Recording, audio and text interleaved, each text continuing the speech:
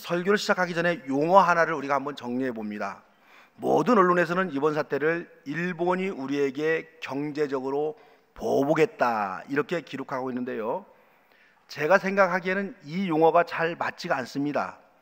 보복이라는 말은 어떤 피해를 입었을 때 피해자가 가해자에게 다시 가하는 폭력적 대응을 보복이다 그러잖아요. 근데 우리나라가 일본에게 어떤 피해를 줬어요? 우리는 현대사에서 우리나라가 일본에게 피해를 준 적이 한 번도 없습니다. 얻어 터지기만 했죠. 그런데 왜 보복이라는 단어를 쓰는 거예요? 저는 이번 사태는 침략이나 침공이라는 단어가 적절하다 이렇게 봅니다. 저와 같은 생각을 하고 있는 사람이나 단체가 있는가 하고 찾아봤더니 민주당에서 일본 경제 침략 특별위원회를 구성했더라고요. 여러분, 이게 맞습니다. 일본은 우리에게 경제 보복을 하고 있는 것이 아니라 오래전에 충분히 준비해서 우리나라에 경제적으로 침략한 겁니다.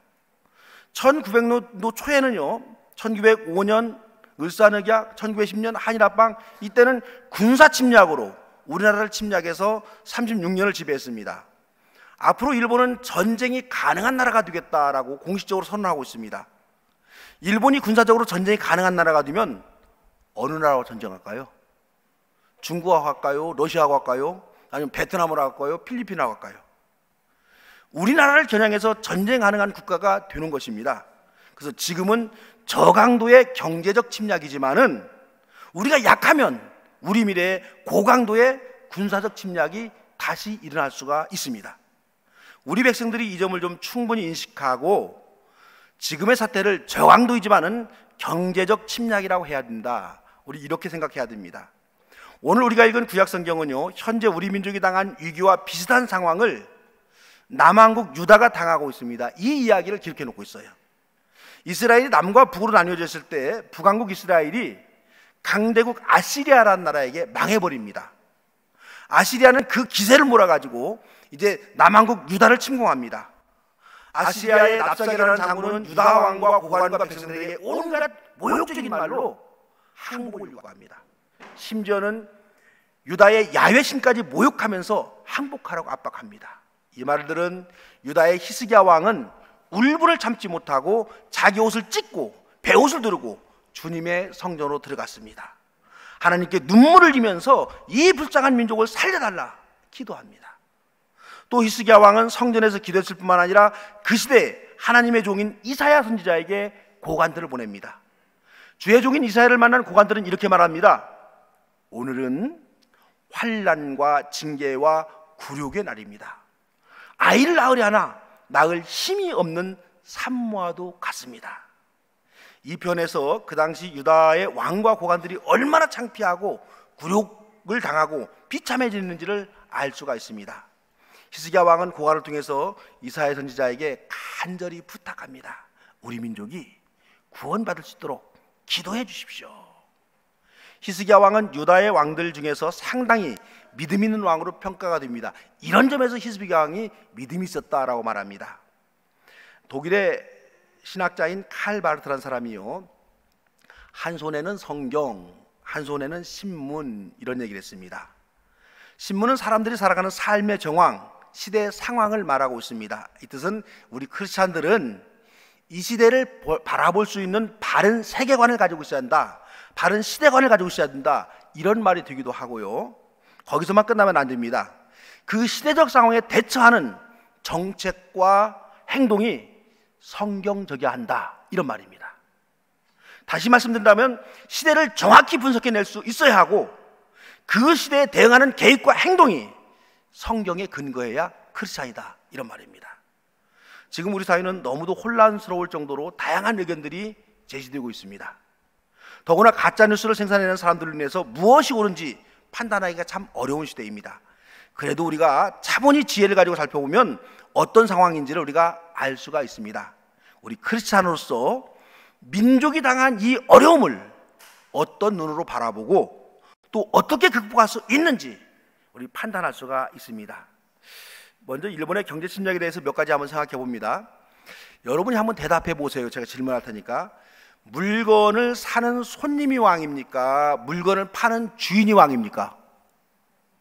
잘 몰라요? 손님이 왕이에요? 고객 주인이 왕입니까? 손님이 왕. 팔아야 될 상품을 안 팔면 주인이 손해입니까? 손님이 손해입니까? 주인이 손해죠. 그런데 상품의 주인인 일본이 물건을 안 판다는데 고객인 왜 우리가 이 난리요? 현대사회가 여러분 참 복잡합니다. 한국 기업이 일본의 부품을 사와서 제품을 완성해서 그렇게 팝니다. 그러니까 일본의 부품을 10,000원짜리 사와서 제품을 완성해서 팔면은 10만 원 정도 받습니다. 그러니까 일본은 10,000원짜리를 안 파니까는요 10,000원도 분명히 손해입니다. 하지만 이 제품을 완성해서 팔지 못하면 한국은 10만 원이 손해가 봅니다. 그러니 일본도 분명히 손해는 보지만 한국이 더 많이 손해를 보는 겁니다. 그래서 일본은 작은 손해, 한국은 큰 손해를 보니까는요 일본이 한국에다가 지금 큰 손해를 입히겠다 이런 거예요. 우리는 작은 손해 보지만 너네들은 더 큰 손해 볼 것이다 이러는 거예요. 꼭 누구 심보 같아요?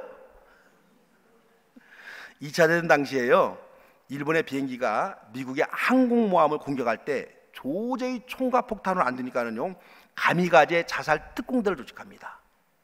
이 특공대들은 비행기를 몰고 항공모함으로 직접 돌진합니다. 비행기 몇 대가 부서지고 조종사 몇 명이 죽는 것은 작은 피해, 미국의 항공모함이 폭발되는 것은 큰 피해이기 때문에 이런 자살 공격을 선택을 했습니다. 우리 젊은 날에 무협지를 본 우리 분들은 잘 이해할 거예요. 무협지 보면 재밌는 얘기가 많이 나오는데 이런 얘기 나와요. 살을 내주고 뼈를 취한다. 그러니까 작은 것은 내어주고 큰 것을 얻는다는 거죠. 일본이 물건을 팔지 못하면 손해이고 한국 기업이 다른 나라에서 부품을 사오면 일본이 손해이긴 하지만은 일본 제품을 대체할 부품을 찾을 때까지 한국은 대단히 큰 피해를 입게 될 것이라는 치밀한 계산을 하고 경제 침략을 시작한 겁니다. 앞으로 일본은 한국을 잠재적 적성 국가로 지정한다 이렇게 말해요. 그러니까 일본의 수입 부품을, 중요한 수입 부품을 북한으로 빼돌렸을 가능성이 있기 때문에 수출을 막았고, 이런 이유에서 이제는 일본 무역에 있어서 협력 국가가 아니라 잠재적 적성 국가라 이렇게 한다는 겁니다. 그래서 한국을 일본의 백색 국가, 우리가 뭐 화이트 리스트 그러죠, 거기에서 제외한다 이렇게 말하는 거예요. 백색 국가라는 말은 쉽게 말해서 같은 편이다 이런 얘기, 같은 편이다. 근데 이제는 같은 편이 아니고 잠재적 적대 국가, 지금은 아니지만 앞으로 적대 국가가 될 것으로 그렇게 보겠다는 뜻입니다. 이렇게 되면 앞으로 일본에서 수입하고 수출하는데 매우 까다로운 절차가 생기게 됩니다. 두 나라 간의 경제적 긴장이 형성이 됩니다. 이 경제적 긴장이 고조되면 군사적 긴장까지도 발전할 수가 있습니다. 이 때문에 한국과 일본의 관계가 지금 매우 불안합니다. 그러면 우리도 일본을 백색 국가에서 제외하면 될 것 아닌가? 여러분 그렇게 말할 수 있죠? 통계를 보니까는요 수치상으로 일본과 우리가 국가 간에 장사한 지가 54년이 됐어요. 근데 이 기간 동안에 한국은 무려 704조를 적자를 봤습니다. 그러니까 한국은 일본과 장사해서 704조나 미쳤다는 말이에요. 이런 미치는 장사를 일본과 왜 계속해야 해요? 우리도 일본과 장사 그만하자 이렇게 단순하게 우리가 흥분할 수가 있습니다. 네, 하지만요 일본과 직접적인 무역 적자는 많이 났지만은 일본의 부품과 기술을 이용해 가지고 다른 나라에 팔아서 많은 이득을 또 남겼습니다. 그러니까 수치만 가지고 미치는 장사를 했다라고 해서 일본과 교역을 끊을 수가 없습니다. 또 일본과 교역을 끊을 수 없는 가장 큰 이유가 있습니다. 우리 백성들 가운데는 이미 일본과 교역을 끊으면 당장 손해를 볼 사람들이 많이 생깁니다. 정치인들은 국민의 애국심에 호소해서 일본과 끝까지 가자 이렇게 선동적으로 말할 수는 있어요. 하지만 경제인들은요 이렇게 말 못합니다. 일본 물건을 수입해서 파는 사람들, 수출해서 먹고 사는 사람들, 일본과 관계된 사업을 하며 사는 사람들은 그렇게 말할 수가 없어요. 예를 들면 일본의 여행 상품을 파는 여행사들이 많이 있습니다. 이 사람들이 자신들의 경제적 손실을 보면서까지 일본과 교역을 단절하자 이렇게 말하는 정당에 표를 절대 안 줍니다. 우리 이렇게 생각하면 뭐예요? 지금 이 일본과의 사태에서 만일 북한이라면 이 경우에 어떻게 대응했겠는가? 북한은 어떻게 했을까요? 북한 국민들은요 배고파 죽어도 일본과 항전하자, 그리고 단절하자, 이렇게 했을 거예요. 그래서 북한은요, 가난한 나라고 배는 고르지만은 미국도 마음대로 하지 못하는 그런 무서운 국가가 된 겁니다.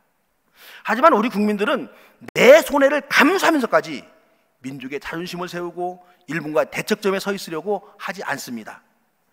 지금은 우리 백성들이 흥분해서 일본 제품 불매운동 이렇게 벌이고 있습니다. 하지만 이 갈등이 조금만 오래 가면 이 갈등을 해결하지 못하는 정부를 무능한 정부라 비난하고 우리가 갈아치우라고 할 거예요. 민주주의라는 것은 여러분 원래 이런 겁니다. 지금도 이 사태를 이용해서 내년 총선에서 유리한 고지를 점령하려고 정부를 비난하고 국민을 이간질시키는 언론과 정당이 분명히 있습니다. 이래저래 현재 우리나라가 처한 상황은 대단히 난감할 수밖에 없는 이런 상황입니다. 그렇다면 크리스찬들은 이 민족의 어려움에 어떻게 대처해 나가야 할까요? 예수님이라고 한다면 이 민족이 처한 이 어려움을 어떻게 대응하실까요? 우리는 고민해 봐야죠. 우리 사회가 처한 어려운 상황에서 크리스찬으로서 몇 가지 대응 방식을 생각해 보았습니다. 크리스찬은 개인이나 국가가 어려운 일이 생길수록 감정적 대응이나 폭력적 대응을 피하고 주님이 주시는 지혜를 가지고 대처 방법을 찾을 수 있어야 됩니다. 첫째는요, 우리는 이 어려운 시기에 교훈을 찾아야 해요. 극단적 이 현실에서 우리가 배울 수 있어야 됩니다. 우리가 늘 잘 알지 역사에서 배우는 민족이 돼야 돼요. 무엇을 배울 수 있어요, 여러분? 이 시기에 그동안 우리는 일본의 기술이 정교하다고 해서 수입을 거의 일본 한 나라에 집중했습니다.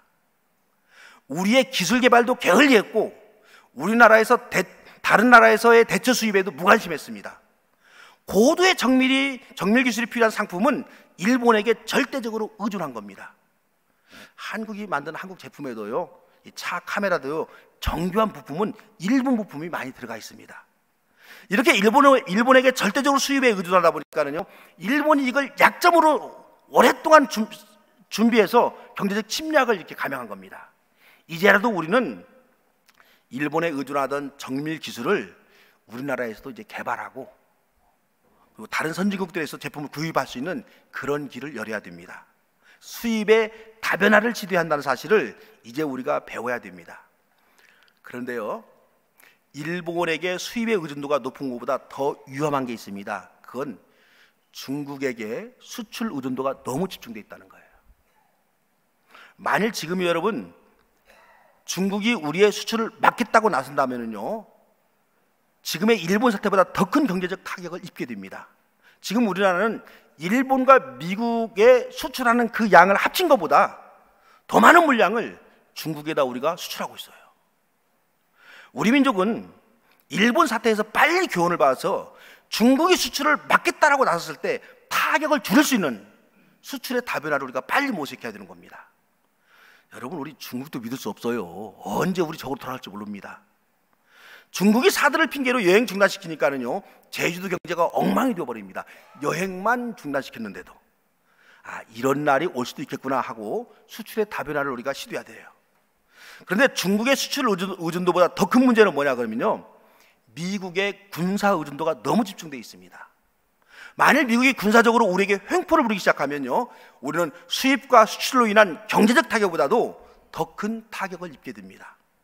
그래서 우리 대통령이 미국의 눈치를 볼 수밖에 없습니다. 참 어려운 민족이지만 우리 민족이 미국의 군사 의존에서 벗어나서 자주국방을 해야 됩니다. 군사적으로 미국에 의존하는 한 우리는 미국의 종속된 국가로 남을 수밖에 없습니다. 우리 민족은 이 기회에 한 곳에 집중된 수입과 수출과 안보의 틀을 벗어나야 한다. 이 교훈을 배워야 돼요. 그래서 균형 잡힌 수입, 균형 잡힌 수출, 균형 잡힌 군사력, 균형 잡힌 안보를 우리가 가져야 됩니다. 두 번째는요, 우리 백성들이 단합할 수 있도록, 단결할 수 있도록 그 역할을 교회가 좀 해야 돼요. 올해가 3.1운동 100주년 되는 해입니다. 3.1 만세운동은 힘없는 우리 민족이 단결하고 하나가 되었다는데 큰 의미가 있습니다. 3.1 운동 당시에 우리 민족을 하나 되게 했던 그 중심이 바로 여러분 교회였습니다. 이 시기에 기독교 인구가 1.6% 내지 2%밖에 안 됐어요. 그러니까 그 당시에 조선의 인구가 2,500만 정도였다니까는요, 30만이 넘지 않았습니다. 기독교 인구가요. 그런데 이 멋진 일을 해낸 겁니다. 지금의 기독교는 20% 정도이죠. 큰 영향력을 발휘하고 있습니다. 민족이 어려울 때는 교회가 중심이 되어서 하나가 되자라고 호소해야 됩니다. 그래야 민족도 살고 교회도 삽니다. 그런데 우리 사회 일부에서는 이번 기회를 이용해서 오히려 국론 분열을 획책하고 있습니다. 지금의 아베 신조의 할아버지가 누구냐면요, 조선의 마지막 9대 총독인 아베 노부유키입니다. 이 사람이 참 나쁜 짓을 많이 했는데요, 이 사람과 직접적 관련이 있는 게 바로 그 위안부들입니다. 근데 이 사람이 물러가면서 마지막으로 한 유명한 말이 있습니다. 이렇게 이 친구가 말했어요. 우리는 패했지만 조선은 승리한 것이 아니다. 우리 일본은 조선민에게 총과 대포보다 무서운 식민교육을 심어놓았다. 결국은 서로 이간질하며 노예적 삶을 살 것이다. 현재 조선은 결국 식민교육의 노예로 전락할 것이다. 그리고 나 아베 노부유키는 다시 돌아온다.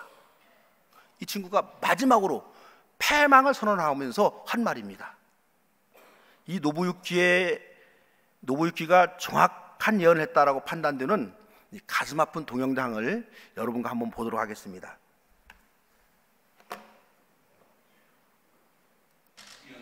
한일 갈등을 틈타 왜곡된 역사관을 퍼뜨리는 제작물도 쏟아져 나왔습니다. 그동안의 한일 관계는 어른과 아이의 관계였어. 아이는 온갖 난리를 다 쳐왔지. 그래도 저 어른이 설마 우리를 진짜로 혼내지는 않겠지, 이런 믿음이 깔려 있었던 거야. 일본은 대국이라는 주장, 나아가 일제시대를 미화하는 식민사관까지 거침없이 내뱉습니다. 일제시대의 삶의 질이 조선시대의 삶의 질보다 월등하게 낮죠. 일제시대가 없었다고 생각을 해봐. 이게 지금 얼마나 지금 끔찍한 사회였냐고. 이런 논리는 유튜브 시청자들의 입에서 그대로 반복되고 있습니다. 일본이랑 엄청 힘들다고. 근데 지금 일본이 있고 한국남녀 학생가지고 정치를 한단 말이야. 유튜브 보세요? 지금 내가 방송해요. 반도체로 저걸 놓고 있으면 안 돼. 망해야지 문희연이 내려오지. 일본이 지금 잘하고 있는 거예요. 우리나라는 망해야 됩니다. 우리는 수비 깔딱깔딱 할 때까지 죽어야 돼. 경제가 죽어야 돼. 일본 시민이 돼봐야 돼. 취재진은 뉴스라는 이름의 이런 거짓말이 가장 활발하게 유통되는 경로가 교회, 교인들의 단체 카톡방이라는 사실을 확인했습니다.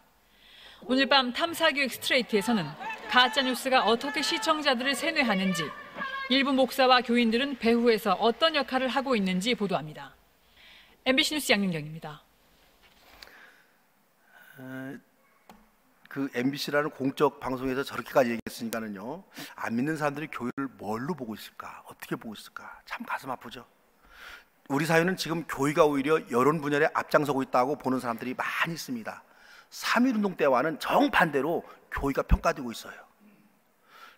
교회는 정부의 잘못을 비판할 수가 있습니다. 잘못된 지도자에게 의연하게 맞서서 교회가 싸울 수가 있습니다. 하지만 지금의 태극기 부대를 형성해서 정부에 대항하는 기독교인들은 너무도 잘못된 정부에 세뇌되었습니다. 태극기 부대의 최선에 서 있는 목사가 아까 그 TV에 마지막에 나왔던 이 전광훈이라는 그 목사인데요, 이 사람은 얼마 전에 문재인 대통령 물러가라고 청와대 앞에서 1인 시위를 했습니다. 사실 이 사람은요, 그런 시위를 할 만한 자격이 없습니다. 왜냐하면 박정희 전두환은 공식적으로 무서운 독재자로 인정받는 독재자입니다. 이 박정희와 전두환이가 무고한 시민들과 백성들을 잡아가두고 광주 시민들을 그렇게 많이 학살했어도 이 사람은 그때도 목사였는데 한마디도 정부를 향해서 문제가 있다 말하지 않은 목사입니다. 비판은 그만두고 교회가 정부를 비판해서는 안 된다고 주장했습니다. 그때는 이 정광훈이가 정교 분리, 즉 교회는 정치에 관여해서는 안 된다, 그리 주장한 사람입니다. 이런 사람이 지금은 세상이 민주화가 되니까 대통령 물러가라, 청와대 앞에서 1인 시위하니까는요, 이게 참 기가 막힌 거죠. 저라면은요 1인 시위할 자격이 있습니다. 저는 전두환이 정부를 비판한 지식인들, 학생들을 잡아가두고 때려가던 그 무서운 시기에 거리에서 전두환 물러가라고 목청껏 외쳤습니다. 한 번은 익산까지 가서 전두환 물러가라고 시위하다가 익산경찰서, 지금은 그 당시에는 2리 경찰서였는데요, 지하실에 끌려가서 죽도록 맞았습니다. 그때 그 의경 정경들 한 20여 명에게 둘러싸여서 얼마나 심하게 맞았던지 같이 맞은 제 친구는 15일간이나 병원으로 실려가서 바로 원대병원에 입원했습니다. 저는 맞는 방법을 알고 있기 때문에 급소를 피해 맞았고, 또 여러분이 보다시피 맷집이 좋아서 다행히 입원까지는 하지 않았습니다. 근데 그때 평생 맞을 매를 다 맞았고, 그때 아하, 맞아져 죽는 사람은 이렇게 죽는구나 그 생각을 했어요. 근데 제가 지금요, 그때 풀지 못하는 아직까지 풀지 못한 수기가 하나 있는데, 제가 그 이리경찰서 지하실에 심하게 맞았던 그 사건이 있을 때, 그때쯤에 나이가 저하고 같은 앙길곤 장로님이 이리경찰서 의경으로 근무한 시기와 얼추 맞았더라고요. 그래서 그 지하실에서 이 폭행이 자행됐을 때 의경이었던 안 장로님이 있었을 것이라는 심증은 있는데 물증이 없어요 지금. 이게 자수해서 광물 찾으면 참 편한데 아주 휴게 않고 있는 것 같아요. 지금 한국교회는 집단으로 몰려다니면서 시위할 때가 여러분 아닙니다. 지금은 누구라도 정부를 비판할 수 있는 그런 시대예요. 대통령에게 김정은 비서라 이런 비아냥을 합니다. 여러분, 문재인 정부가 좌파 정부가 아니란 증거가 있어요. 그 증거가 뭐냐면요, 많은 사람들이 문재인 정부를, 현재 정부를 좌파다 말하는 겁니다. 그것이 증거예요. 진짜 좌파 정부에서는 백성들의 입에서 절대로 좌파 정부라 말을 못합니다. 왜요? 좌파 정부라면 좌파 정부라고 말하면 바로 감옥에 끌려가는 거죠. 진짜 좌파 정부인 북한에서는 절대로 좌파 정부다 말 못 꺼냅니다. 북한에서는 김정은에게 독재자 말 못합니다. 하지만 우리나라는 대통령을 싫어하는 사람들은 대통령을 자기 집 개만도 못하게 지금 여기고 있습니다. 이런 시대가 되었으니까 우리 크리스찬들은 몰려다니면서 정부의 정책에 반대한다, 찬성한다 이런 시위하지 마시기 바랍니다. 이 혼탁한 시대를 통해서 하나님이 우리에게 무엇을 말씀하려고 하는지 그걸 우리가 들으려고 고민해야 되고 씨름해야 되는 거예요. 교회는 이 어려운 시대에 3.1 운동때처럼 우리 국민을 하나로 단결할 수 있는 그 구심점 역할을 우리 교회가 여러분 할 수 있어야 되는 겁니다. 세 번째는요, 교회는 무엇보다도 이 어려운 시기에 기도해야 합니다. 이 민족을 위해서 기도하고 민족을 이끌어가는 지도자들을 위해서 기도하고 이 위기 시대에서 이유도 모르게 피해를 당하는 안쓰러운 우리 백성들을 위해서 기도해야 합니다. 우리가 기도하는 이유는요, 하나님이 이 역사의 주인임을 믿기 때문입니다. 오늘 읽은 요한계시록은요, 그 당시 최고의 강대국이었던 로마가 반드시 망한다 그렇게 기록해 놓고 있습니다. 문자적으로는 바벨론이 망한다 기록되어 있는데 로마 시대에 기록된 성경이기 때문에 로마가 망한다 직접적으로 말 못하고 상징적으로 바벨론이라는 나라를 등장시켜서 바벨론이 망한다 이렇게 되어 있어요. 그러니까 바벨론, 로마를 상징하는 국가입니다. 폭력으로 다른 나라를 침략하고 무관 백성들을 괴롭힌 국가들 모두 망했습니다. 이 점을 분명히 알고 초대교인들은 세계를 주름잡던 로마를 향해서 로마는 반드시 망한다 이렇게 기록하고 있는 것이 요한계시록입니다. 지금 당장은 힘 있는 개인, 힘 있는 국가가 이기는 것 같지만 살아계신 하나님은 이들의 불의와 폭력을 결코 보고만 있지 않습니다. 톨스토이 작품 중에요, 이런 단편 작품이 하나가 있습니다. 하나님은 진실을 아신다. 그러나 기다리신다. 하나님은 여러분 진실 압니다. 하지만 기다리십니다. 지금은 저와 여러분이 민족과 역사, 우리 사회를 위해서 주님께 간절히 기도해야 될 시기입니다. 우리 하나님께 이 억울함을 호소하고 주님께서 이 연약한 민족을 보호해달라고 우리가 기도해야 될 그럴 시기입니다. 우리 세 가지 한번 정리해 봅시다. 첫 번째가 뭐였어요? 우리 역사, 이 어려운 역사에서 배우자, 교훈을 찾자. 두 번째는 뭐였어요? 우리 민족이 하나 될 수 있도록 교회가 그 역할을 감당하자. 세 번째가 뭡니까? 기도하자. 우리 주님은 저와 여러분의 기도를 반드시 들으시고 분명하게 응답해 주실 것입니다. 민족이 처한 이 어려운 시기에 말씀의 지혜를 가지고 이 시대를 극복하는 저와 여러분 되시기를 주의 이름으로 축원합니다. 사랑해 주님, 이 민족이 참 어려운 시기지만은 조금도 낙심하거나 좌절하지 않냐고 주님과 씨름하면서 이 어려운 시기를 극복해내게 하는 주님의 귀한 백성들, 이 민족 되게 하여 주시옵소서. 예수님의 이름으로 기도합니다.